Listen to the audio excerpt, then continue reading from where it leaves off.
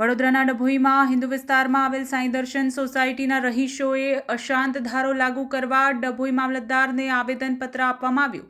સાંઈ દર્શન સોસાયટીના મેઇન ગેટની બાજુમાં આવેલ શિવ કોમ્પ્લેક્સ મુસ્લિમ બિલ્ડર દ્વારા બનાવવામાં આવેલ કોમ્પ્લેક્સમાં મકાન તેમજ દુકાન વેચાણ ન આપવા સાંઈ દર્શન સોસાયટી રહીશો દ્વારા ડભોઈ મામલતદારને આવેદનપત્ર પાઠવીને જણાવીએ છે કે સાંઈ દર્શન સોસાયટીની બાજુમાં શિવ કોમ્પ્લેક્સ બનાવવામાં આવેલ છે, જેનું હાલમાં કરતા ધરતા ઇલિયાસભાઈ ખત્રી કરે છે। જાણવા મળેલ હોય કે સદર શિવ કોમ્પ્લેક્સમાં મકાન તેમજ દુકાન વિધર્મીઓને વેચાણ આપવાની તૈયારી કરી રહેલ છે અને શિવ કોમ્પ્લેક્સમાં મકાન તેમજ દુકાન વેચાણ કોઈ લઘુમતીઓ વિધર્મીઓને આપી શકે તેમ છે તેવી લોક ચર્ચાથી જાણવા મળેલ છે અને સાંઈ દર્શન સોસાયટીમાં તમામ હિન્દુઓ રહેતા હોય, મુસ્લિમ લોકો ઈંડાની લારી તેમજ નોનવેજ હોટલ ખોલતા હોય છે। તમામ હિન્દુઓની લાગણી આ રીતે દુભાય એમ છે।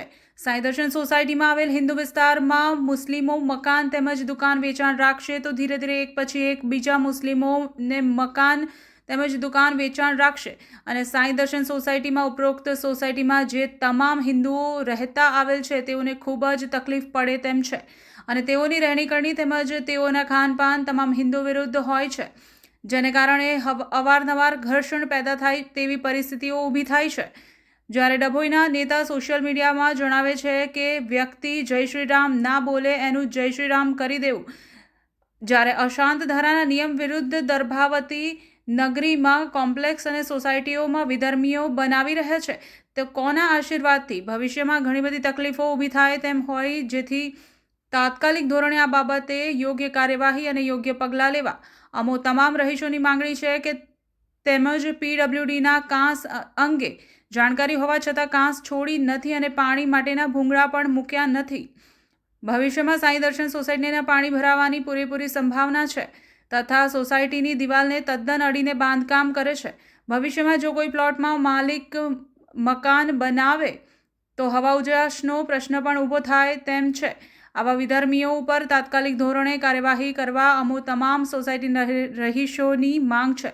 નવપ્રવાહ ગુજરાત ન્યૂઝ, હિના પંડ્યા। થરવાસા ચોકડીના સર્વે નાગરિકો મામલતદાર સાહેબ પદને આવેદનપત્ર આપ્યા હતા, જેથી જેમ આજુબાજુ ડભોઈની દરેક ભાગોની બહાર વિધર્મીઓ દ્વારા જે સાઈડો પાડવામાં આવે છે, તેમજ આજ રોજ એક જ સોસાયટી બાકી હતી, એક જ રસ્તો બાકી હતો જે કરજણ રોડ સિનોર ચોકડીથી, ત્યાં પણ 2 સાઈડ નવી ચાલુ કરવામાં આવી છે।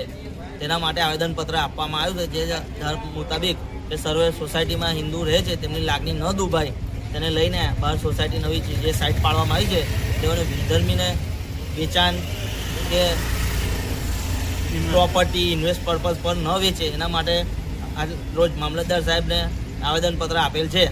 તેમજ દરેક બાજુ આરએનબીનો રોડ જાય છે, એની બાજુમાં પાણીની કાસ જાય છે, તે પણ વારંવાર પૂરી દેવામાં આવે છે। એટલે આ જે બિલ્ડરો છે તે કોની દેન પર આટલા બધા કૂદી રહ્યા છે એ કંઈ ખબર પડતી નથી, કેમ કે હમણાં ગયા અઠવાડિયા પ્રમાણે આરએનબીનું મશીન આવી ત્યાં કાસ પાડી તો આજની મિનિટે કાસ પૂરી દેવામાં આવી છે। હવે આટલું બધું કયા અધિકારી એમને સપોર્ટ કરી રહ્યા છે એ કંઈ ખબર પડેલ નથી। તેમ આજે પણ ફરી આરએનબીમાં અરજી આપવા જવાના છે અને તેમને પણ આગળ અમે સીએમઓ ઓફિસ લગીન બી આની અરજી કરીશું। ભારત માતા કી જય। ભારત માતા કી જય।